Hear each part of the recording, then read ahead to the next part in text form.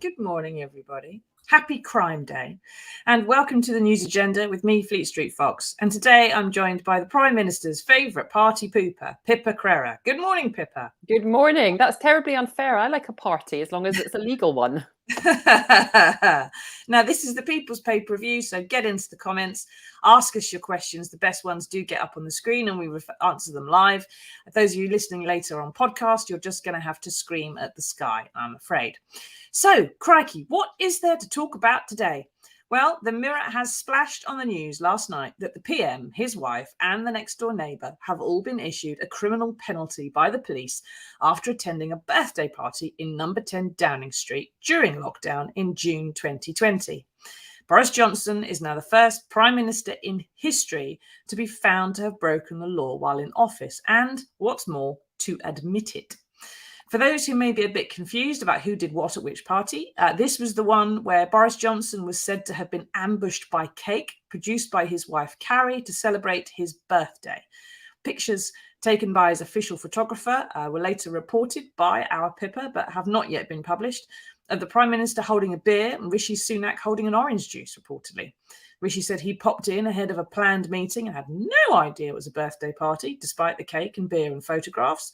And the Prime Minister's interior designer, Lulu Little, also said she'd been present while visiting Downing Street to discuss the wallpaper. Now, a total of 50 fines have been issued so far. We only know about who's received 4 of them, those 3, and their former ethics chief, Helen McNamara. And last night, Boris Johnson issued an apology.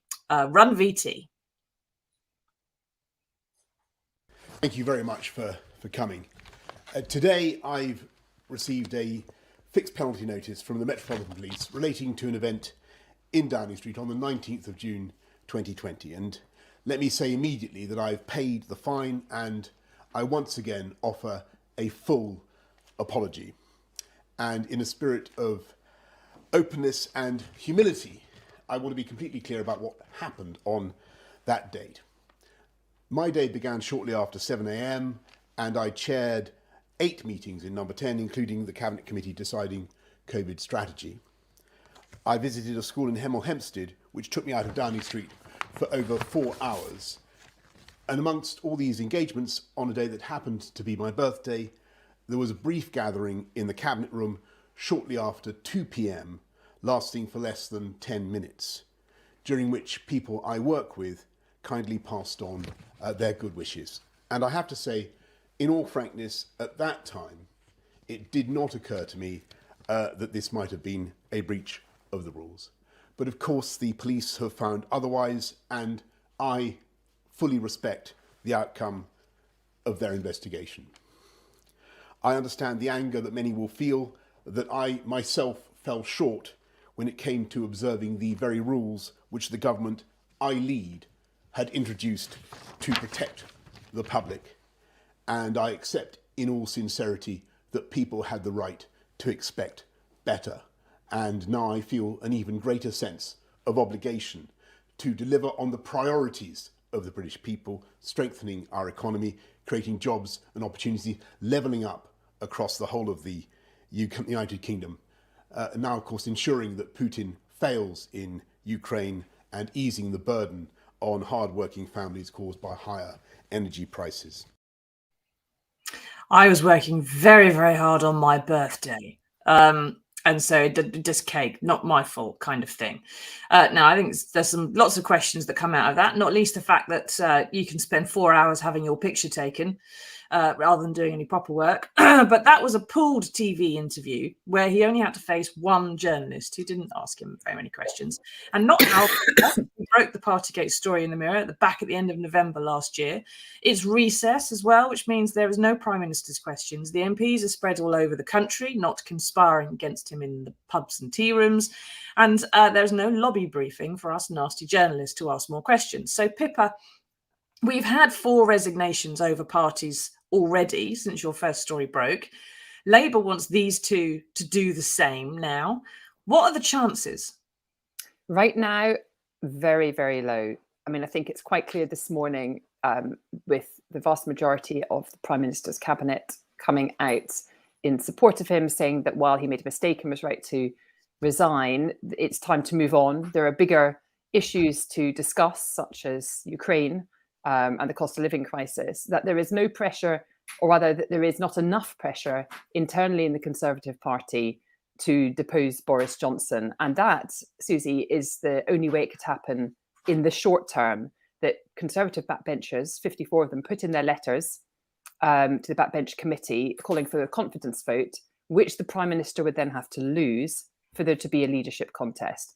And while there is still a lot of distress and anger amongst Conservative backbenchers about the Prime Minister's behaviour, because this is, of course, just one party that he's been fined for, they don't yet feel that now is the right moment. Now, there's a few reasons for that. One is that the immediate anger, the immediate public fury has subsided because this police investigation has taken several months. So while they will be hearing from their constituents this week while they're on recess and getting emails and letters and so on, and the anger is very definitely still there, it's not as pronounced as it once was. It's not all over the front pages in quite the same way.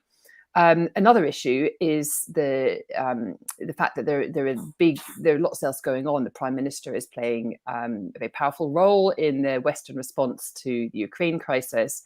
And this kind of a feeling, it's more of an excuse really amongst his MPs, that while there's a war going on the edges of Europe, he can't be moved from office, despite the fact that historically there have been changes of British Prime Ministers in previous conflicts, including Falklands and Iraq most recently. But I think the biggest reason why MPs are not moving against the Prime Minister right now is because there's a lack of an obvious successor. Now, this was the case at the time of the pork pie plot back in February when things got very heated for the Prime Minister.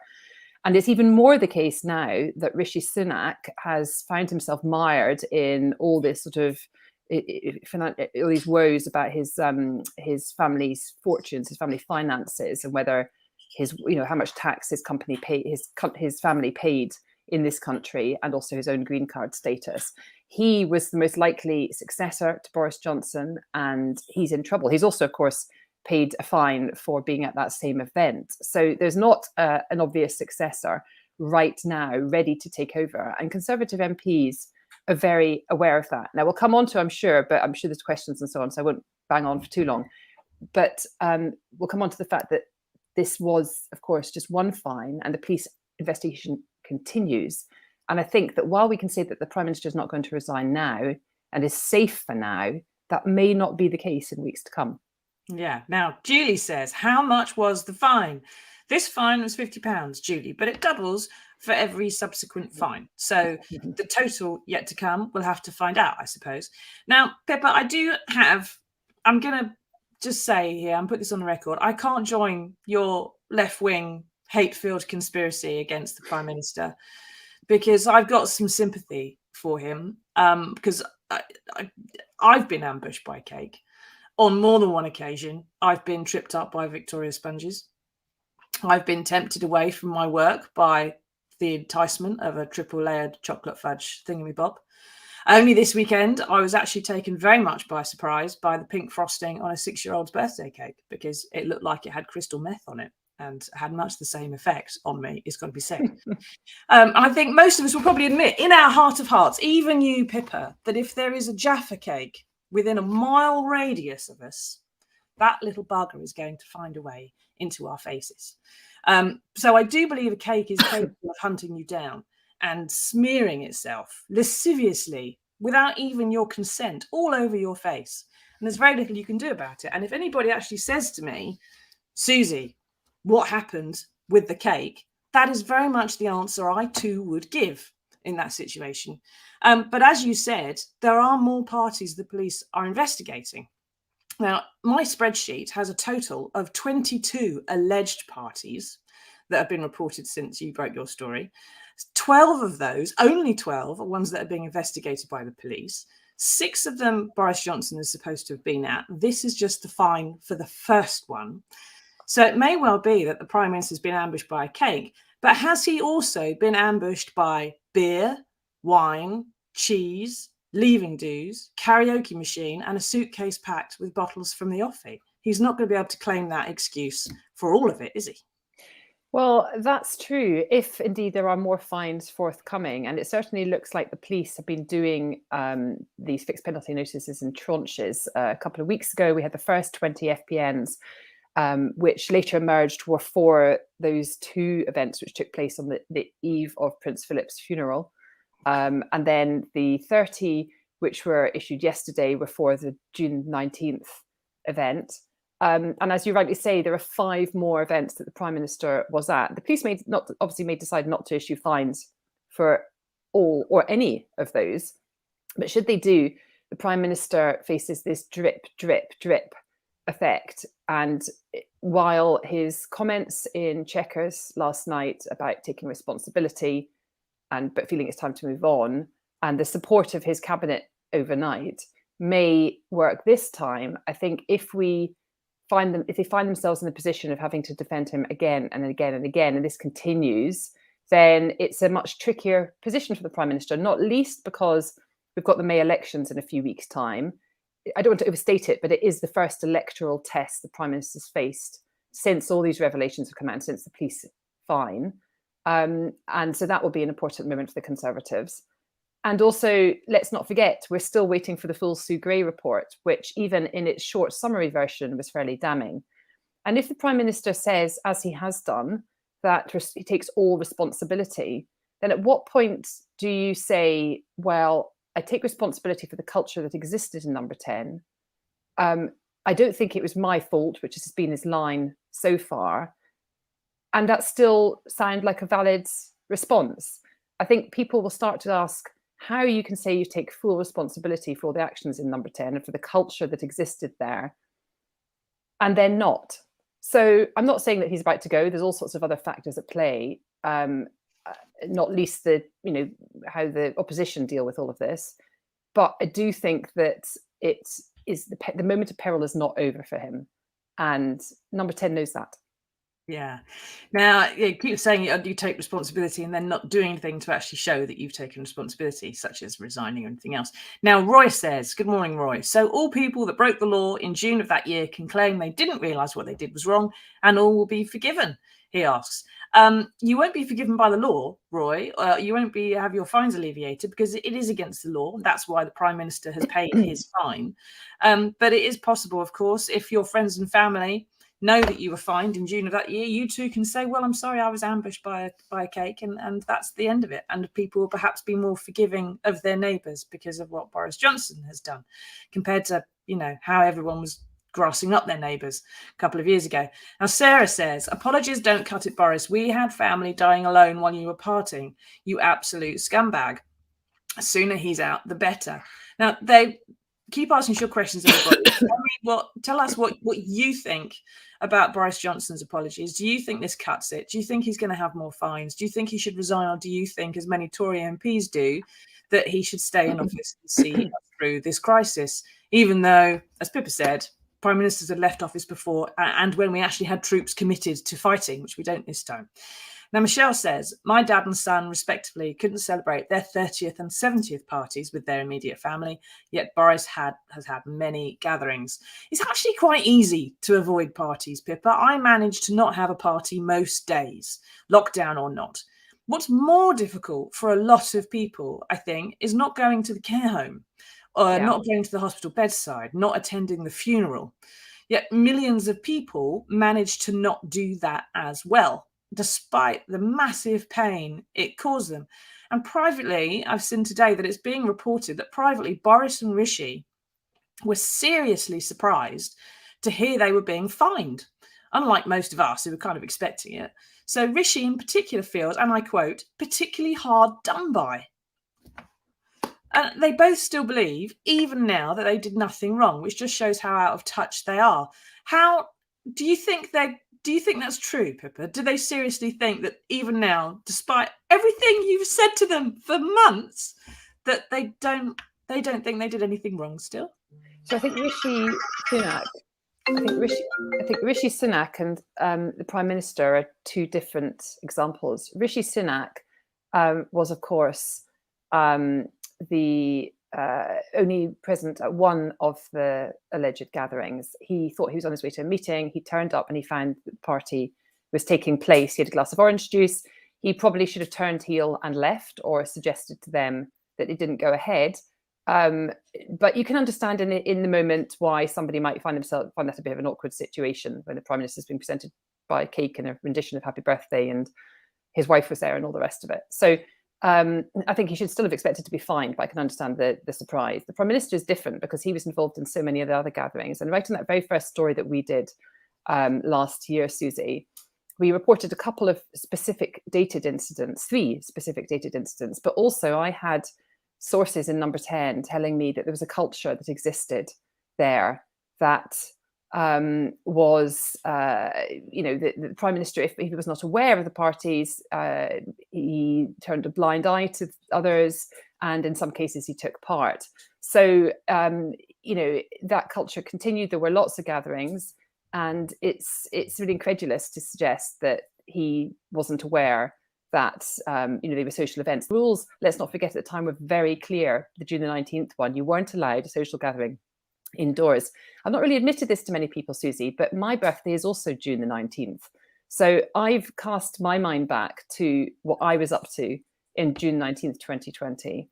And the answer is nothing. I did have a cake, but it was one made by my children at home. And I had it with my husband. And then the next day I went and sat in the park with a couple of friends at social distance and, raised a glass of wine from afar. And that was the extent of my celebrations. Now, I was quite happy about that because I, of course, recognise that there were bigger issues at play and it was important to follow the rules. But for many people, it's not, like you say, just about a birthday party. It's about the other sacrifices they made. And in some cases, they were very extreme sacrifices, both in terms of not seeing dying relatives or very ill family. And I think that's the issue, that it feels now that the government, that Boris Johnson in particular, was completely out of touch, that he doesn't seem capable of understanding what was going on. Or even the rules that he was having explained to us on a daily basis at 5 o'clock in a news conference. Now, Billy Roberts knew, I think perhaps he's been off Facebook before and has come back again. All you newspaper people are quite clever. Thanks, Billy. You have this for people to comment on. Yep. And when you see good comments, you steal them. Nope, they're still your comments, and use them. Yeah, we pick them up and put them on the screen and try to make out that yous are saying the words. No, we're making out that it's yous saying the words, Billy. Absolute jokers. You don't fool me. Brain dead. Okay, Billy, thanks for your interjection. Pamela says, do you think war excise okay? Excuse, sorry, Pamela, there you go. Pippa got it before me. Seems immoral to me to use the suffering of Ukrainians as an excuse for the war. Are we pygmy on the world stage? The fact is, Pippa, there's a lot of Tory MPs that have come out today saying the war in Ukraine has changed slightly the tone of newspaper coverage, certainly, about Boris, and that it's kind of an excuse. They're out there pushing the party line that he made a mistake. He admits it. It's all move on. There's more important things to worrying about. 67 of them so far, I think, have made public statements of support, but there are more than 350 Tory MPs, so there's still not very many, really. Grant Shapps called him flawed on Radio 4 this morning, and then went on to call him a great statesman. I'm not sure how big the flaws need to be before you are no longer a great statesman, but I'd suggest not understanding the law might qualify you on that point. But it looks like you said, Pippa, we're not at the stage of 54 letters of no confidence going in. But if there are more fines, what's the mood in the Tory backbenchers? If there's more fines, do we think that we could get to that 54 stage again if we have that drip that we had before? I think it depends not on the Tory MPs, but on the public reaction. And the reason that the Tory MPs came so close to acting last time was because their inboxes were suddenly full of messages from angry and upset constituents. And if they pick up on the ground in their constituencies that drip effect is having an impact on the Prime Minister's standing, then they will feel more likely to act. I mean, it's astonishing how many MPs will say privately that they don't think that he'll be taking them into the next election. The big question, of course, then remains, at what point do you get rid of him? And as I say, it's not just about the fact that the Ukraine crisis is on right now. That is awful, and it's quite right that the UK is taking the response that it is. And I think anybody would say that the Prime Minister is playing a key role in the Western response to that, including with his symbolic visit to Kyiv at the weekend. But that doesn't detract from everything else that's going on at home. And I think we'll hear a lot more, for example, the cost of living crisis in the weeks ahead as well. That's really impacting seriously on people's lives. So constituents, I think, will be not just about Partygate, but about the cost of living crisis, will be making clear their views to Tory MPs. And so they'll be conscious that there's other things going on. But like I say, there's also the issue of who would take over. And it's all very well saying, well, we'll get rid of Boris Johnson. But if they don't have an obvious successor, then that makes it very hard. And I think that ultimately may hold them back from acting. And we may see Boris Johnson hobbling on with ahead into the next couple of years into the run up to the next general election. There's only about 18 months or so until the next general election kicks off, and then is there enough time to replace him? Although Ben Wallace is very popular, the Defence Secretary, and it would perhaps be a good idea to replace a Prime Minister with a Defence Secretary in the middle of a military crisis. Who knows? Now Rob says, what about all the Labour MPs who broke the rules? There weren't very many of them, Rob. And they haven't been fined, as far as anybody knows. They weren't in Downing Street, and they weren't writing the laws that everybody else had to follow. So, not quite the same issue, but thanks for trying. What it'll really do for Boris, of course, is if more pictures come out. No pressure, Pippa.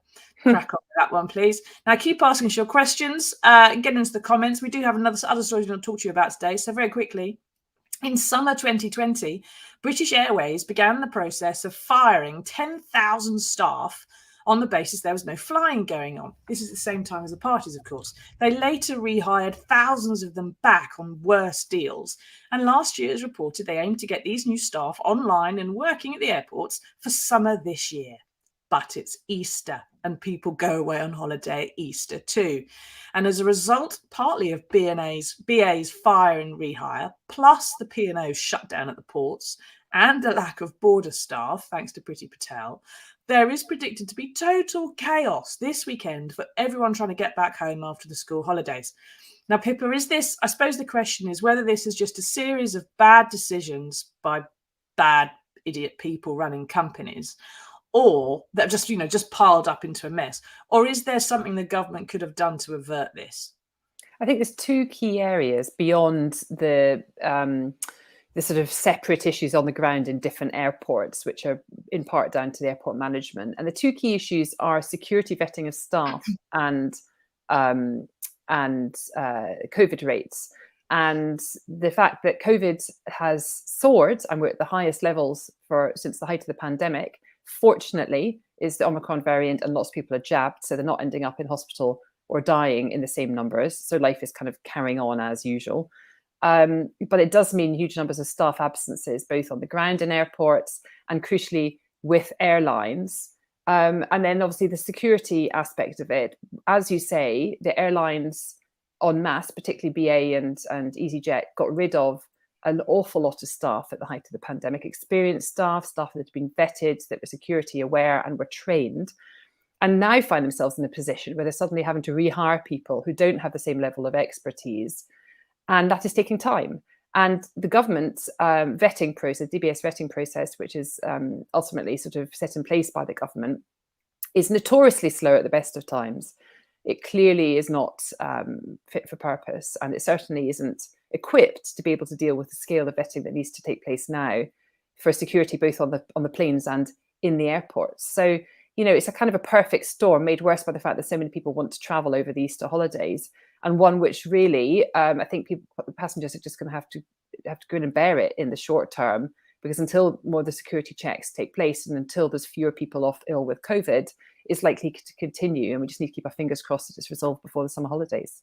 Yeah, so bear that in mind, everyone. If you're being annoyed, as I am, by your pictures of your mates on Instagram sunning themselves somewhere, warm yourself up with the fact that they're going to spend 6 hours in a queue on their way back home. Now, thanks for that, Pippa. Thanks for explaining that. Now, keep asking your questions, everybody. What do you think about Boris and Rishi and Carrie's fines? Do you think that's the end of it? Do you think there should be resignations? Do you think there should be more fines? Do you think that this matters or not anymore? Keep asking us your questions and we'll wrap them at the end. But first, there is some, sort of good news in the world, and we found it for you. Here it is.